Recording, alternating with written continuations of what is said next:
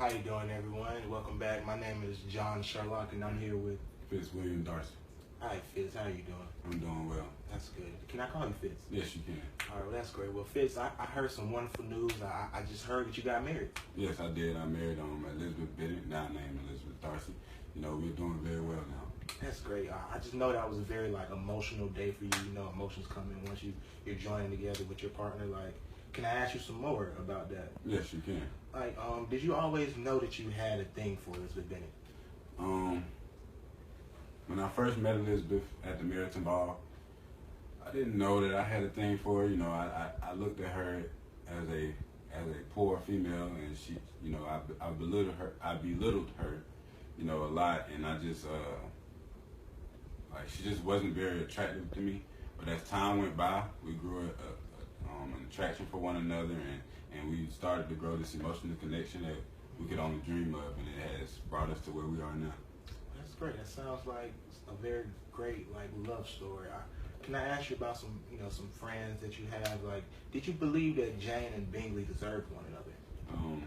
My dear friend, Mr. Bingley, you know, he's a very good guy, and coming up together, you know, I just always looked after him, and we really, you know, we really looked at each other and loved each other and cared for each other, you know. But looking at Jane, you know, she was coming from the same situation that Elizabeth was, and the way I was looking at it then is just poor, don't go poor. You know, poor wasn't good. So Mr. Bingley, I just said, no, I just wasn't. I didn't even want. I used to do little things to try to keep the two from being away from being by each other. I would make Mr. Bingley, Miss Bingley, you know, Mr. Bingley's sisters. I would make them do certain things against Jane and make her feel bad. But now I just look at it all as if everyone deserves to love someone. So, you know, now I can say that they deserve each other. Everyone deserves someone.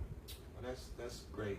I really believe the same thing. I believe everyone deserves love. Well, you know, look back into your past a little bit.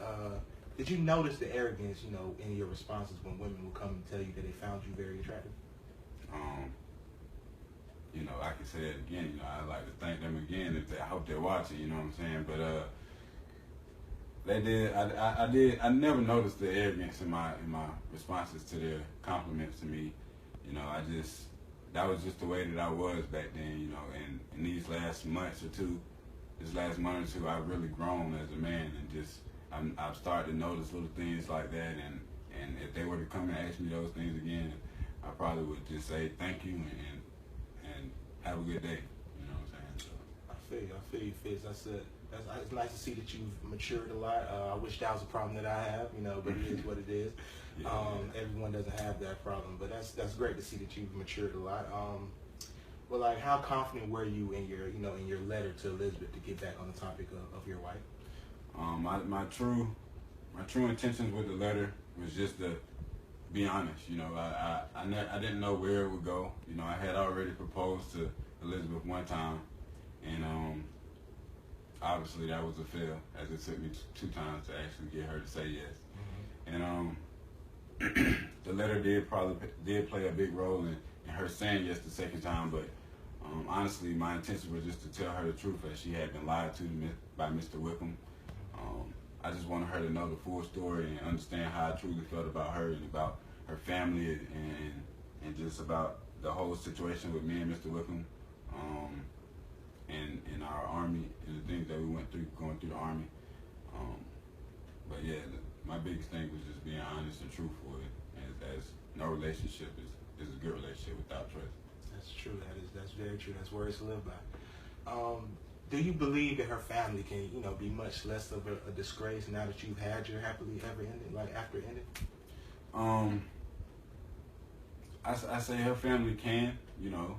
If I didn't believe, if my mind wasn't changed at all, I don't even know if I would, you know, have married her. You know what I'm saying? Just marrying her just opened my eyes up to so much more, and just allowed me to be able to look at things totally different.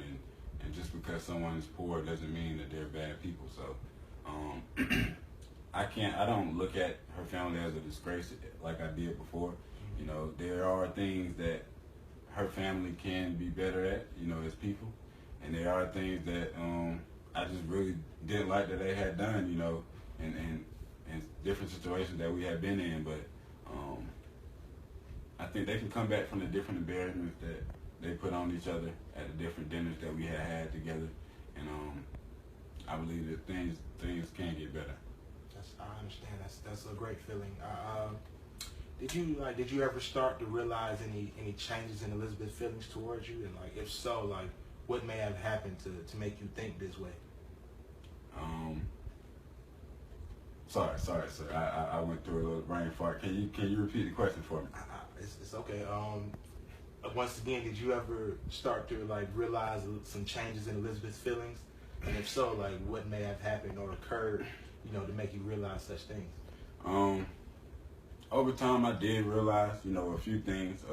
For instance, when I noticed her glancing at my portrait at my house, at my estate, she really was looking at it really hard, and that had been after she had read the letter, you know, and she just had. I knew she was in deep thought, you know, when I came up behind her, and she was very surprised to see me at that moment. But I just over time, you know, I just really think that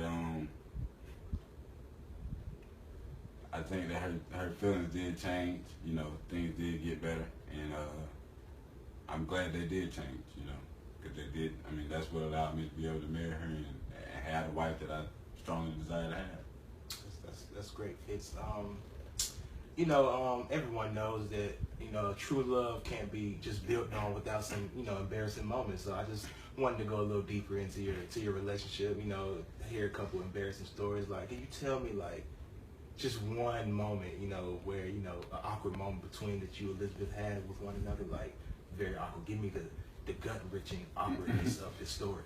One moment that I can really say, and this moment was actually another moment where I noticed a little difference in her feelings towards me, was the second ball that we had went to, and in that ball she had danced with Mr. Collins prior to she got to dance with me, and our dance at that ball was very awkward. We you know, nearly stepped on each other's feet as she did with Mr. Collins before me, but we just really had an awkward dance at that time. You know, we because we had been, there was a lot of tension built up between us. You know, over time we had been doing very, like, you know, we were being very, very prideful towards each other, and we just really didn't want to. No one wanted to break and actually show their true feelings that they had deep inside. But that dance really was the first step in us actually overcoming that pride that we had. So I really think that that dance was probably the most awkward moment that we had amongst each other. So, but the awkward dance, it helped your relationship move forward. Yeah, it actually did help our relationship move forward. That's hey, good. Sometimes awkward moments, you know, there's good things that comes with them. True. Some of the awkward moments can be the best, you know, memories that you have. Right. Well, you know, we have one more question for you, Fitz, and I'm gonna let you get on out of here. Were you upset with Wickham, you know, when you found out that he had lied to Elizabeth about what happened between you two? And if so, like, how upset were you? Like, to be honest, you know, because at the time when I found that out, I had you know, started actually feeling for Elizabeth. So I started getting out of that little selfish and stubborn manner that I was in, and I started actually wanting to pursue her. So when I realized that Wickham had lied, you know, I was furious, man. If I could have, I would have went and just, you know, punched him in the face. You know what I'm saying? Hey, whatever it would have took, I would have had to go for it, man. But you know, no violence on the show. I just wanted to, you know, be very calm about it, and that's good. My decision was to, you know, take the letter and tell her the actual truth in the letter, and hope that she would take that truth and ride with it, you know, and believe me. And hey, you see where we are, so I guess she rode with it, man. Well, that's a great story, Fitz. I'm very happy for you. I'm glad everything worked out for you. And it's just nice to hear that, you know, there's still true love out there. I'm yes, glad to hear that. Well, Fitz, we're going to let you get on out of here. Thanks for everyone for watching another show. My name is John Sherlock, and I'm here with Fitzgerald Darcy. excuse me, Fitzwilliam Darcy. That's But I'll say, go ahead, sir. That's great. Well, you know, anything else you have to say, Fitz? With the audience, I would just like to say, man, that I want everyone to know that you can always change for the better. There's always a good in everyone. So never judge people by their first impression. Always, you know, allow people to grow on you and get better as a person. That's great, Fitz. It's words of wisdom. And for all our viewers out there, thank you for watching with us. Have a great day.